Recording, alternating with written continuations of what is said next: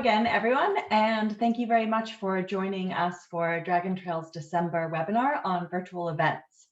It's certainly been a big year for virtual events with some steep learning curves on everything from how many books you need to put underneath your laptop for video calls to coordinating conferences when all of your speakers are in different time zones around the world. So today we'll be drawing from our own experience before and during 2020 to offer practical advice on how to make virtual events as smooth, engaging, and profitable as possible. We are going to start today's webinar by looking at the reasons that virtual events were already starting to be developed before the COVID-19 pandemic made them a necessity, and some of the key considerations when we're evaluating the virtual events that we have attended and organized in 2020. The core of today's webinar will be a how-to for virtual events from start to finish, looking at all of the key elements of a traditional offline event and how to take these online, especially places where the digital version can actually be an improvement. We will be using lots of real life examples throughout the presentation, but we will be presenting one case study in particular, and this is IT&CM and CTW China Online Conference, which focuses on business travel and MICE. And then finally, we'll wrap up the presentation by looking at what's next as we head into 2021 and what will hopefully be the end of the pandemic. At the end of today's webinar, we will have time for a Q&A session, and you're very welcome to send in your questions at any point during the webinar using the Q&A button on your Zoom control panel, and we will get to those at the end of the webinar. We will also be sending out today's presentation slides as well as a link to a recording of the webinar to everybody tomorrow. So you'll have those resources on hand to look at again, as well as to share with any colleagues who you think might be interested. So for those of you who haven't heard from me before, my name is Sienna Perulis-Cook, and I'm Dragon Trail's Associate Director of Communications based in our London office. And joining us from Sydney is our Director of Business Development, Saxon Booth. So at this point, we're going to turn off our videos so that we can get into the presentation, and then you'll see us again when we come back for Q&A.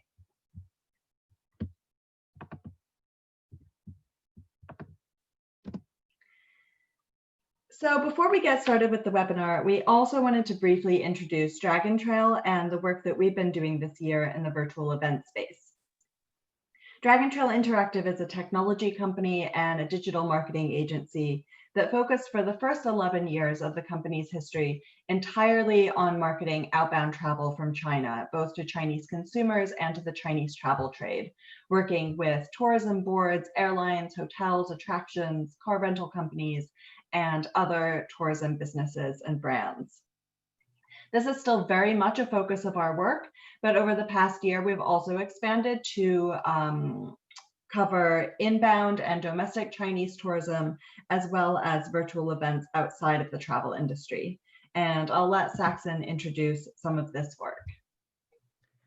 So hi, everyone. So yeah, at Dragon Trail, we've had a really big year running around, I think 15 to 20 virtual trade shows and sales missions just between the middle of the year and December, really, for travel brands, as you can see here, some of these, but also in other industries.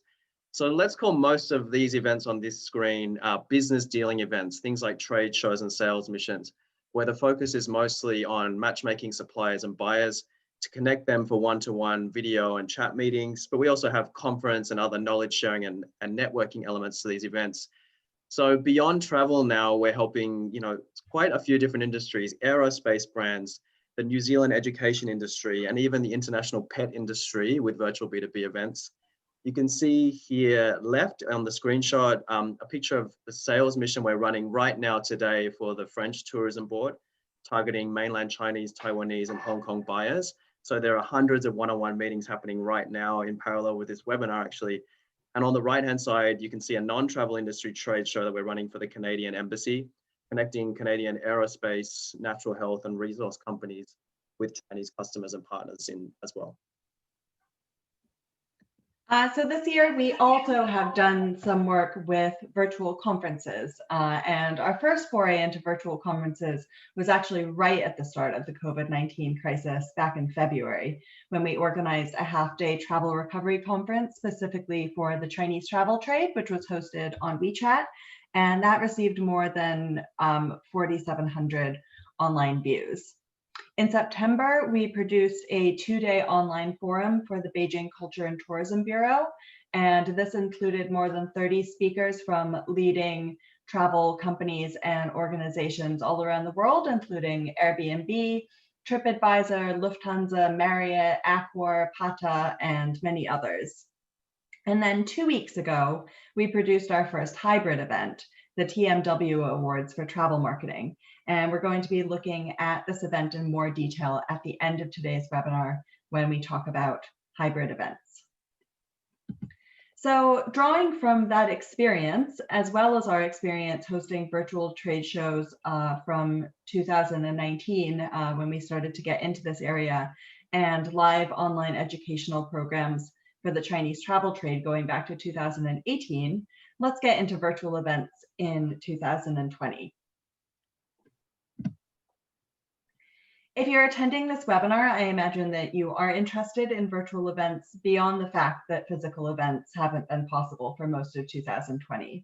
But I wanted to stress the main advantages of online events that are relevant regardless of the pandemic. These are the reasons that online events were already emerging prior to 2020, and these are also the reasons that online events are going to continue to be relevant in the long run. So first of all, virtual events are more affordable. You don't have to pay to set up a physical stand or transport any materials. You don't have to pay for travel or staying in a hotel, as well as many other expenses that go into traveling to an event. Especially in the current economic climate, many industries may have difficulties paying for the kind of business travel that's involved with going to traditional offline conferences. And so they might be looking for more affordable alternatives. Second, it's more convenient to attend an event from your home or office. You don't have to walk miles in dress shoes. You can make it to all the conference sessions that you're interested in thanks to on-demand playback. And you can take advantage of the greater flexibility of digital events to focus on your own business objectives in your own time. Third, virtual events are more environmentally friendly. Sustainability is already emerging as a major theme for post-COVID recovery. And the idea of taking a flight all the way across the world just to attend a meeting now sounds a lot less viable than it did before. Of course, there are still undeniable reasons for meeting people and attending events in person, but online platforms allow you to be more discerning about which events you actually attend in person and which you attend digitally. And in the end, this gives you the opportunity to attend more events. And then I think a couple of the other really important benefits we want to stress here is the global reach and scale. So with virtual, we have an almost limitless opportunities to deliver events in multiple languages across multiple markets and sectors on any device, reaching a much bigger number of customers or buyers or whichever stakeholder you're trying to reach. And I think for the travel industry, which is sort of an inherently global industry, this is a huge benefit when you think about all the buyers and distribution partners you can reach from the comfort of home on just a mobile device or a PC or a tablet. Finally, I think a really important benefit of virtual events is data. So you can think about this in different ways. At a really granular, practical level, as an exhibitor or buyer, would you rather get home with a bag full of business cards, or would you rather have from a virtual event an easy to export log of attendees from a CRM system? It's much more easy to manage than all of those business cards. Then if you step out at a more strategic level, you can see with a digital platform that virtual events are going to be trackable right through from the pre-event marketing and registration phase through to the live online delivery phase and during the post-event follow-up phase. And we're going to go through these phases soon. And since online events record every registration, every login, every click and download, all the engagements, it's much easier to measure the ROI than traditional events. So they can really be evaluated using those hard data points. Let's say as an example that an organization like the European Travel Commission wants to launch an international trade show inviting buyers from China, the USA, and India to attend virtually. With the right platform, ETC will be able to track buyer activity engagement during the event, such as how many meetings are being completed by the buyers from the different markets. So if they can see from the activity data that Chinese buyers are really actively completing meetings with the European tour operators, it sort of tells ETC that the Chinese market might be one of the first to recover post-COVID. And this can really help them to plan and prioritize marketing budgets and other actions post-COVID. We will be sharing some troubleshooting advice throughout the webinar, but I wanted to address a few of the biggest drawbacks to virtual events here, get those out in the open and discuss them, and also discuss how they relate very specifically to the time period that we're in, making them annoying this year, but not necessarily issues that are going to affect online events in the long term. So to start, although there were some virtual events already being developed before COVID-19, this development went into hyperspeed as soon as physical events weren't an option any longer. And this means that there's been a learning curve and some unavoidable growing pains and hiccups along the way. But it also means that we've made the kind of progress in a few months that might have taken years otherwise. Second, and I think this relates particularly to travel, events this year in the context of COVID-19 were always going to be different and a little bit unsatisfying. So even if we had a physical event where all of the delegates from around the world quarantined for 2 weeks and then they could safely interact in person, the conference sessions would still have been about best guess recovery scenarios, and business meetings still would have been overshadowed by uncertainty about when international tourism could resume.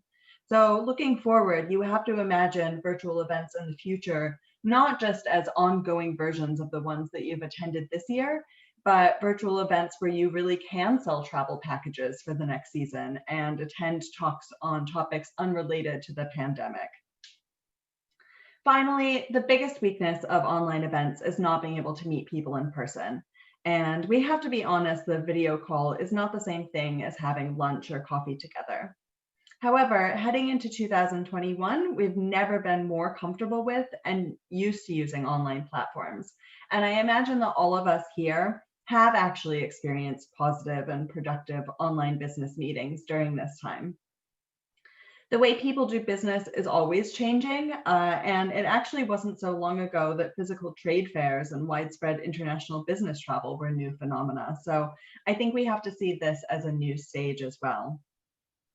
So now let's go through the phases of a virtual event from the event design and management perspective, and also from a tech platform perspective, with practical tips along the way. Okay, so what we've done here for everyone is break down the 3 phases of a virtual event, the virtual event delivery cycle. And under each of these different phases are the key topics and tips we're going to take you through over the next section of slides. Now, pre-event, phase 1 is perhaps the most critical phase. So virtual events do save lots of costs and resources, but they will require extensive planning, just like a traditional event, sometimes even more. Now, we won't go necessarily into defining the concept today. We just don't have time, and we don't need to go through the things you need to look for specifically in picking a platform, because we have our own and we don't want to do a sales pitch today. We want to give some good advice, but we will go through those other steps like pitching and training, because these are really important in the pre-event stage. Now, when we get to stage 2, the live event day, whether it's a single day event or a month-long activation, we'll take you through some of the key things to focus on and tips to avoid some of the downsides of virtual events that Sienna just pointed out. And then the final phase is following up. You know, this is also important that we give you some general tips here, especially in relation to collecting and disseminating data to your delegates and sponsors to take away from the event, because that's such a key advantage of virtual. So this is how you kind of, virtual events will be measured in terms of success. So we really need to focus on that follow-up phase. We've already outlined some of the headline benefits of virtual events, which might apply to event organizers like event companies or tourism boards. But often the hardest sell is really convincing delegates to invest time and money, especially exhibitors struggling in uncertain economic times. So just the savings on travel alone are enormous, but there are these other benefits here that we can take them through, that cost-effective scale that they can have, reaching a huge number of potential business partners, engaging with multiple markets and sectors on one platform, participating in multiple events easily from home. These are all really important factors when we're pitching to stakeholders. Just jumping to the next slide, Sienna. I want to also talk about, pitching to your sponsors and the other stakeholders being sponsors. So it's really important to have a good pitch for your potential sponsors, because virtual events really open up totally new and possibly even more lucrative sponsor revenue streams than offline events, I think. So at an ITB, you might have a sponsored lanyard, but for a virtual event, you have a media banner or a sponsored video that can play during the buyer portal, for example, during the buyer portal for the pre-scheduled appointments, which is guaranteed to have a high degree of exposure. Your buyers are using the back end of the platform to manage their appointments. You can also run sponsored videos during conference and networking sessions, and you can even give more visibility to certain sponsors or exhibitors via different sort of configuration options for the exhibition. So apart from the revenue and credibility, sponsors also have a lot of industry resources, so they can help you recruit your audience, for example, as well, or your buyers even. So digital will even allow you to run campaigns with them to track their recruitment performance and reward them. So for example, you could give them more virtual meetings or reduce the price of their sponsorship package. So having a good pitch to sponsors and having good ideas for leveraging the maximum benefit from them is really important. I think just here as a bit of a summary, we talked a little bit about why it's really important to have a good pitch for your exhibitors and why it's good to have an important pitch for your sponsors. I think a sales kit is a way to capture this. Now, commercial event organizers are always going to have a sales kit as they're selling exhibition and sponsor packages. But even non-commercial virtual events need some kind of sales pitch to pitch the stakeholders to take that leap of faith into a new business model. And I think in the case of travel, chances are that the exhibitors you're working with are very accustomed to the traditional way and are really going to need to be convinced to try the virtual model. I mean, in doing virtual event sales like I do, I encounter this in every day in my work. And I think in the case of sponsors, virtual events, as I said, actually open up new revenue opportunities. So having a really positive, persuasive sales pitch is critical to capitalize on the value of that event exposure, your event traffic and engagement. This, I think, is the most critical part of the pre-event phase, and which we're learning as well, is the training and preparing phase for all of the different delegates for the event. Now, every online event is different, but developers might forget this and just assume that the user will know what to do intuitively. Now, a good platform is going to have an intuitive user experience, but nevertheless, training and support are still totally critical. So I've underlined, I think, what are the most important types of training here, which is the guided demo style training. Now, why have I done this? I think number one, you will be endlessly surprised how often a technical problem comes down to an issue with someone's microphone or audio settings on someone's device as they're starting to have their meetings. This is a big issue, and you need to do testing and guiding people through that process before the event. Secondly, I've also learned from selling virtual events that your sort of passive written PowerPoints and documents just won't always cut it. Almost every lead I talk to struggles to get their head around a virtual event, how it really feels, how it will really be in reality. So once they see, something like a guided demo video, I think it's really transformational in their understanding. And I think, so this is, equally applicable for digital event sales, but also for the training for all of the event delegates. I would also add, in my experience, that helping visitors and exhibitors prepare for an event is one area where I think many online events still have a lot of room for improvement. So it's really important to provide demos and written instructions before the event, but you also can't assume that everybody is going to watch those videos and read through the instructions and make sure that they're prepared before they open the event website. So it's also important that these kinds of instructions are easily accessible once delegates actually get to the event and start trying to use the platform. And then this helps to avoid the situation where these delegates might spend half of the event just trying to figure out how to set up meetings and how to use things. I would also add that offering live customer service during the event, just like you would have an information desk staffed by real people during a traditional event, can also help a lot and make exhibitors feel that they're being looked after.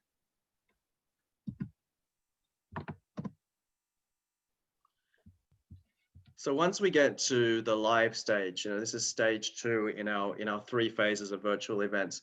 These are the kind of components of a traditional event, which of course can be mixed and matched to suit your specific needs. And they can all be recreated and even improved on a digital platform. So number one, you've got your exhibition or business discovery component. So In the real world, a large exhibition hall or a function room, in virtual becomes a 2D or a 3D map or a simple listing of exhibitors with search and filter tools. Then that other component, matchmaking and meetings, so critical for B2B events. Instead of cramped kind of speed dating tables surrounded by other delegates, we enter a totally private chat and video call room. For your conference and networking elements, we go from multiple stages of live events where we might miss a conference session, unfortunately, to live virtual presentations and hopefully on-demand content that we can play back when it's convenient for us. So no more missing out on the content you want to see.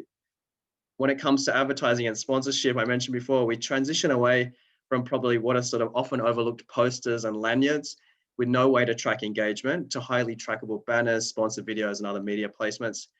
And finally, with data, we don't take home a fistful of name cards and forget who is who. We build a business CRM for easy review and export and follow up after the event. So when it comes to that exhibition experience, component number one during the live event, what can you expect? I think in such a short time, there are already so many formats for business discovery online, whether it's a 2D or a 2.5D recreation of an exhibition floor, like our own platform, you can see on the left, or it can be a simple list with intuitive search and filter tools. I think the key point is to make the process of discovering potential partners as easy as possible. These are travel industry B2B events. It's all about getting relevant meetings for exhibitors and buyers. You'll also find out in the market different kinds of 3D immersive approaches akin to more like a video game where you control an avatar through an event space. Now, honestly, personally, I'm yet to be convinced this is a good approach, but I am open-minded. And really all of us are still learning the best way to deliver great virtual events. So the second component when we're in the live event phase is really the matchmaking and meetings phase. So anyone on this webinar who's been to a big travel trade show has used the online matchmaking tools to lock in some of their meetings before they actually travel to an ITB, a WTM, etc. Now, there are some shortcomings with these tools, which I think can be mitigated once you arrive at an offline event, because if you miss a pre-scheduled meeting, it can be easy to sort of, tap someone on the shoulder during a spare 5 minutes and have a quick coffee meeting at the cafe. But I think online can be less forgiving and it's fast moving. So a really efficient business discovery user flow, like we just saw in the previous slide, and then intuitive matchmaking tools. I think these are two areas where the virtual event industry is really driving a lot of improvements in the overall event industry, because we want to drive as many relevant buyer leads as possible to our exhibitors for meetings. So you can see here just briefly these screenshots. This is the user flow for matchmaking for the current virtual sales mission we're running for Atul France. You search and filter with some easy tools to find who you want to meet. You send your requests and off you go. And then once you successfully make those appointments, you get to probably the number one challenge of an online event. And that's trying to recreate the interpersonal exchange that you have in a face-to-face meeting. But this is actually an area where virtual events offer some opportunities to improve on the effectiveness of in-person meetings. As Saxon already mentioned, instead of being in a crowded hall with tables close together and everyone having conversations right around you, you're in a private room, so it allows you to focus a bit more. A choice of chat or video call gives participants more selection in how they communicate, and built-in translation functions, while they are imperfect, can support international business and improve the effectiveness of meetings.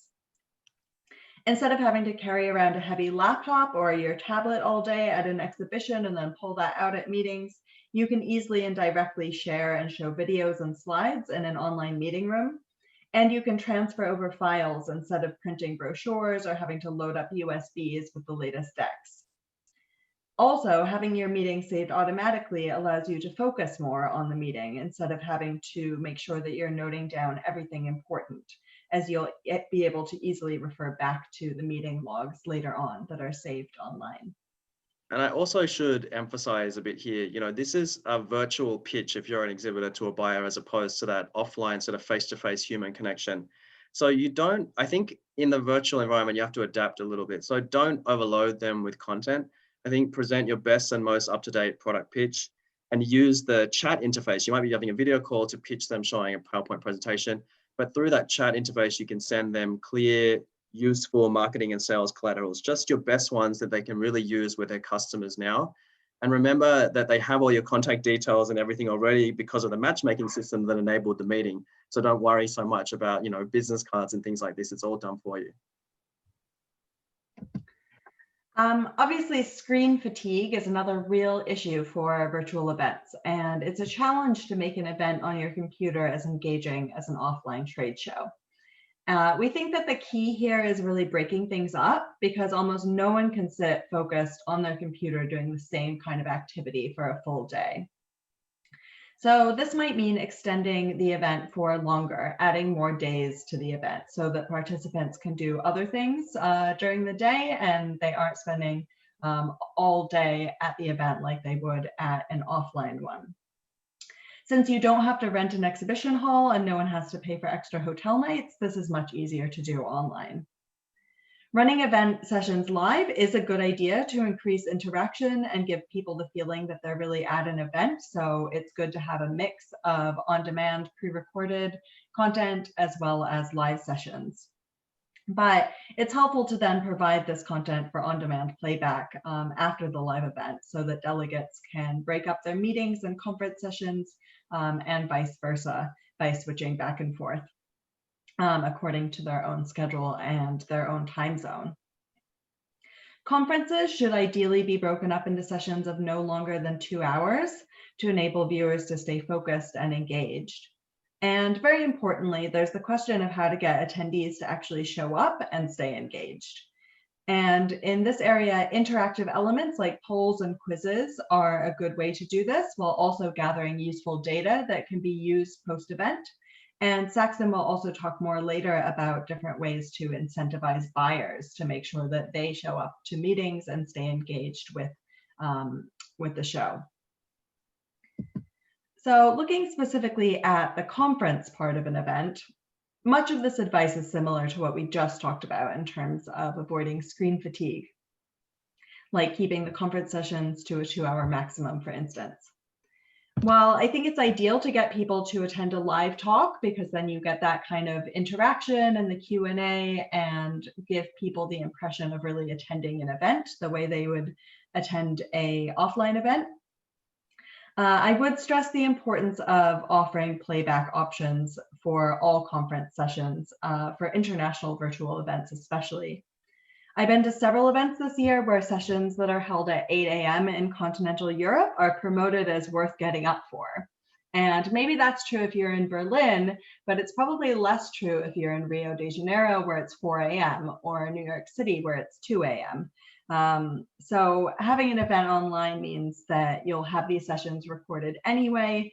So do consider making all of them available for playback and also keeping them online in the long term, perhaps visible on your website or on YouTube so that people have longer to watch or discover the content. Interaction during a live event is great for keeping users involved and adding value.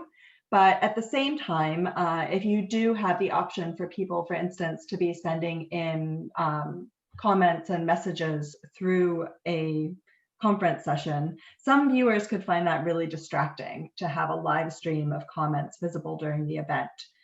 It's kind of like the visual equivalent of having people chatting in the audience while you're trying to listen to a panel.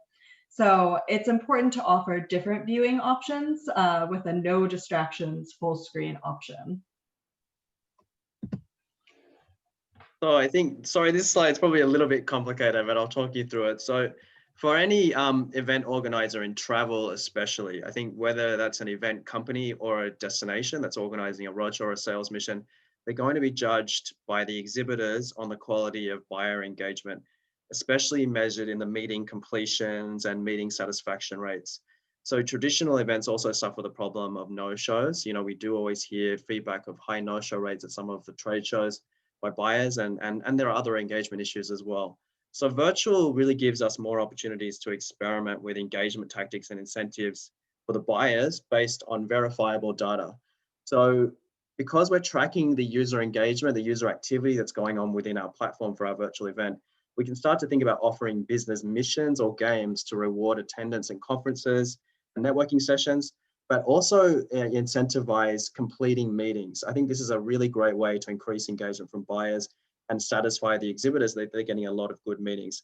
Now, a well-designed scheme won't just reward or sort of incentivize or gamify pure output. We also want to leave the biggest rewards for sort of the quality outcomes that the buyers can deliver. So, for example, what we've done with IT&CM, that case study we're going to introduce later, after every single one-on-one meeting, the exhibitors would have a pop-up survey to rate the buyer.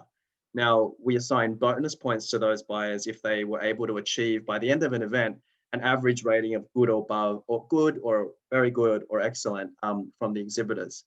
So these rewards could then be, eligibility for lucky draw prizes, which we would be awarded at scheduled times. Again, increasing the engagement at those times because it's fun. People want to find out who's the winner. And also it could be things, especially in China, like automated refunds through WeChat of the buyer admission fee in different increments. So only those most engaged buyers might win back their entire admission fee because they've completed so many meetings.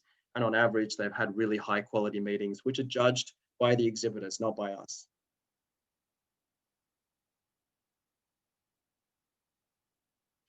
So we come to the final phase of your event delivery cycle, which is really about following up. I think there's some simple ideas we've put here on the slide, and I think we can get really quite creative with this. I think it's important to keep the engagement going. So I would say within 5 to 10 days of the event wrap, you need to start having engagement with all of your delegates. A thank you email attaching the show directory with all of the information, all of the buyers and sellers and things as a complement to what they're able to export themselves. This is where it's also a great time to put in a post-event survey. So if you've got a good platform, you've been doing different kinds of surveys and polls during the event as well, which you can aggregate at the end. But another post-event survey is a great way to collect more data. And it's this data on which your next event sales performance is going to sort of live or die. I think also we have to think about more broadly the fact that virtual events are not just something that happens live and then go away like an offline event. They're actually happening on platforms. So starting to think about, the more platform-oriented business models and options for exhibitors and sponsors to maintain their digital presence and continue to get value out of that presence beyond the event activation. This is a good time to start thinking of those ideas and pitching them to the delegates. And also, I think providing them with a really nice report that sort of synthesizes the top-level data, again, in addition to what they can export themselves from their account, is a nice way to finish things off. It also helps them to report up the line to their managers and leaders and things about the value of the event. Just quickly here, these are some of the kinds of data I think you should be looking for when you're assessing different platforms and things like that for running or attending virtual events. In addition to all of that kind of business contact data you want to be collecting if you're an exhibitor or a buyer, for the sponsors, for the event organizers and others, you also want to be tracking activity and engagement data from all the delegates, whether that's the engagement with the exhibition, the number of meetings that are happening, attendance, duration of attendance at conference sessions. You also really want to collect, as I mentioned before, the quality data. So giving exhibitors and delegates lots of different ways to provide qualitative feedback through surveys and polls after their meetings and things is really, really important. It's going to help you understand the success of your event and, sell it again later. Media data and other things are also really crucial as well, but I'll leave it there. So we're also going to show you now, we've gone through the 3 phases of a typical virtual event, some of the do's and don'ts, some of the tips and things. We want to show you a case study from our own set of case studies of a really multi-dimensional event. So you can see all the different elements sort of in one case study. So this case study is for IT&CM and CTW China Online. So we were the official virtual partner for PTG Asia, who is the event organizer. So basically who participated, this is a MICE or corporate travel oriented event. So around 240 exhibitors from the MICE industry, destinations, convention bureaus, hotels, etc., from right around the world, but especially across Asia. And then 380 invited buyers. Now, these buyers came from mainland China and from Asia. This is through TTG's buyer networks. So just remember here as well that this platform served the buyers in China and outside China. So the platform worked on WeChat for those buyers that were entering the event from mainland China and worked on a web platform for those outside. Different devices, same event. But I think, you can see here, the results were actually really fantastic. We were super happy with this, and it really exceeded ours and TTG's expectations. We were, this is really something we'd never done before. We had around 2,500 appointments completed in just 2 days with a 90% completion rate. So this is much higher than often the typical offline trade shows, etc. But even more important was the 94% appointment satisfaction rate, or you could call that the qualifying meeting rate. So this meant there was 2 reasons that we assigned for this. Number one, the meeting lasted for at least 12 minutes out of the 20-minute time slot, and the meeting was rated as good or above by the exhibitor. So these were kind of the results we were super happy about, and I think this is set us up for next year's event. So you can see here the exhibition experience. We showed you a bit about different exhibition styles before: 2D, 2.5D, 3D maps and listings for the exhibitors, zooming in and finding who you'd like to meet, looking at their business hub, and then making those engagement requests, whether you're asking for a meeting, attending their webinar, etc. And then, a bit of a flow here for the matchmaking. So for the event with IT&CM, we did offer those 3 levels of matchmaking.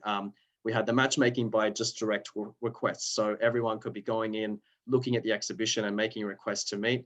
But also a couple of weeks before the event launched, we opened up intelligent pre-matchmaking. So the system generated pre-scheduled appointments and filled up the delegates' diaries before they even started. So we also then offered special sessions during the live event where you could have walk-in meetings. Basically, you as a buyer could directly sort of walk into a private chat room with that exhibitor.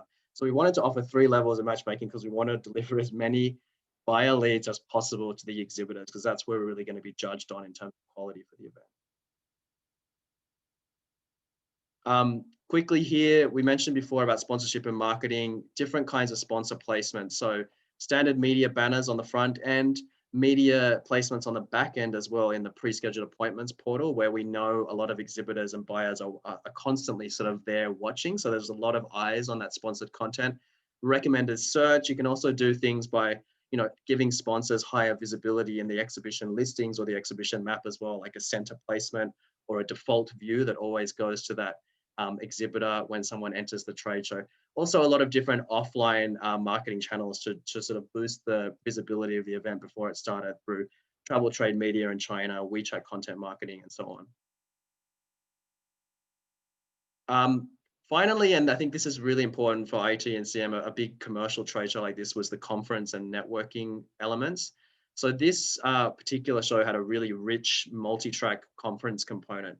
I think there was something like 5 tracks going at once. So you can see here you've got so many options to deliver different kinds of content consecutively and simultaneously in a virtual event. People can switch easily between them. So there was MICE tracks, there were corporate travel tracks, some was live, some was pre-recorded. We made sure with TTG that there were a lot of polls and surveys and lucky draws and things like that to really keep people engaged and avoid that screen fatigue issue.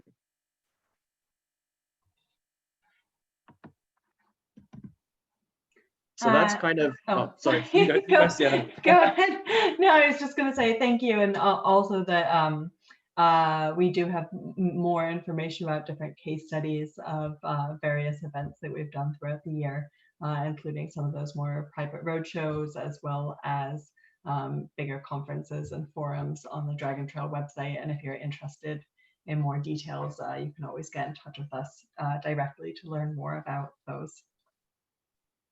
Well, we're getting short on time, so let's jump into the hybrid event stuff. Okay, great. So although digital events are here to stay as we emerge from the pandemic, hopefully sooner rather than later, it's most likely that instead of staying online only or going back to exactly how things were before, we're going to be entering an age of hybrid and online to offline events.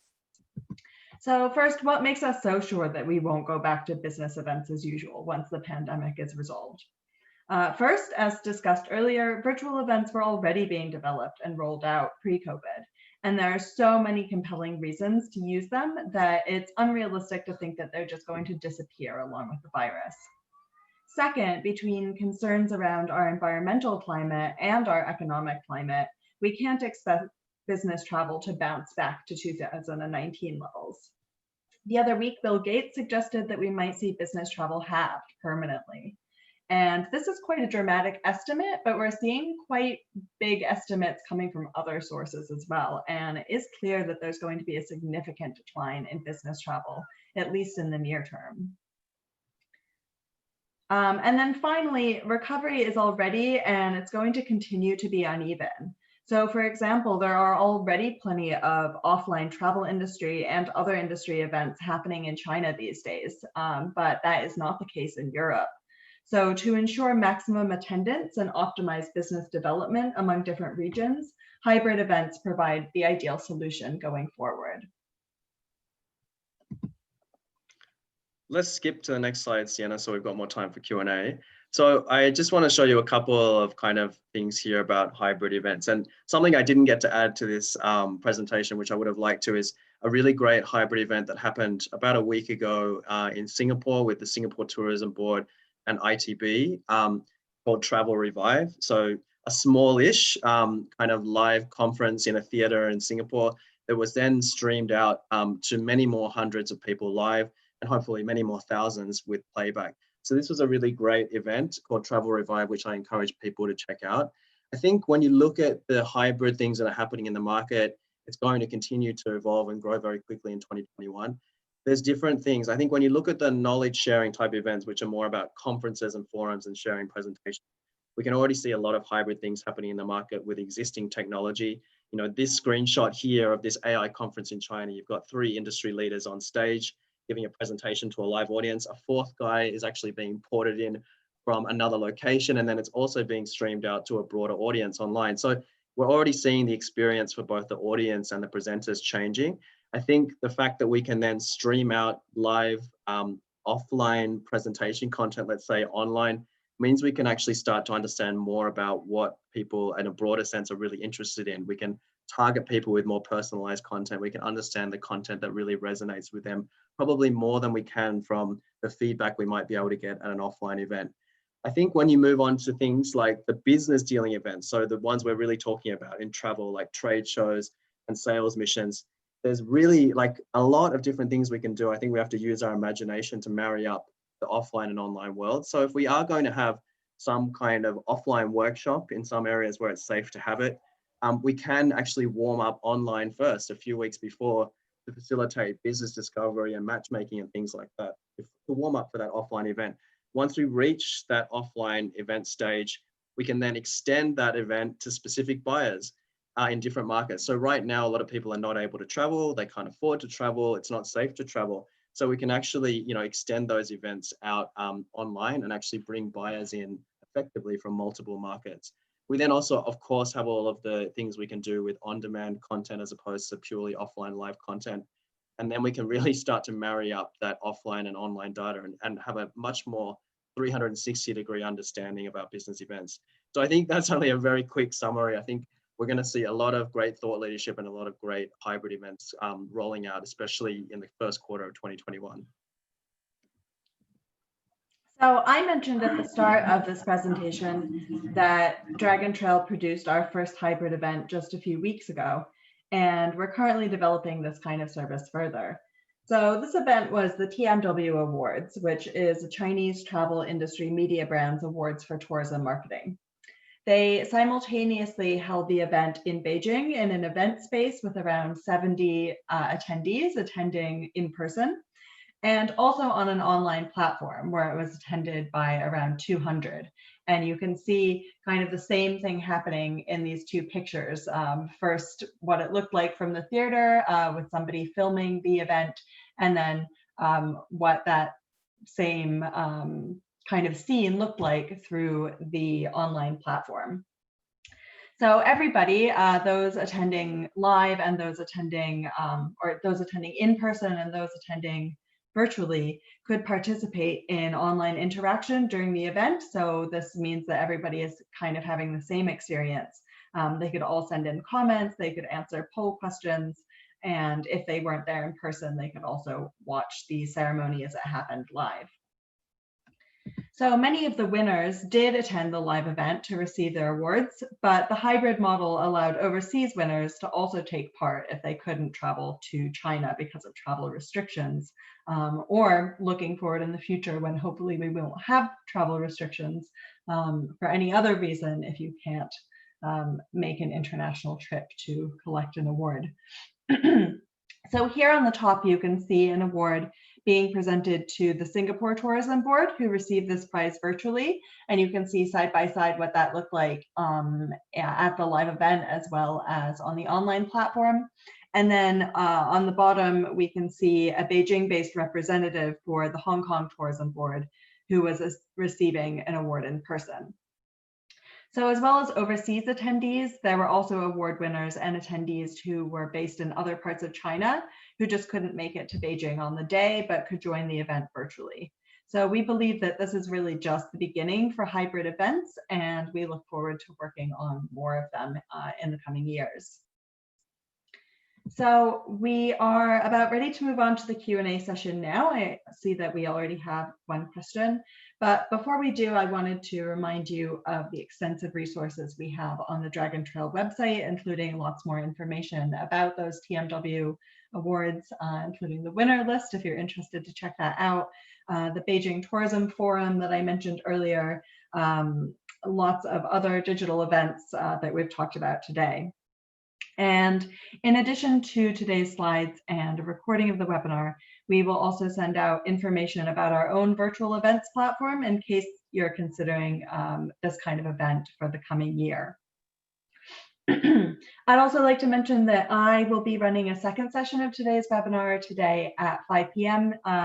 GMT, London time. So if you have colleagues who might like to attend live and will be awake at that time and weren't able to attend this session, please let them know that registration is still open for that session. So we are now ready to start answering questions. So please send them in using the Q&A button.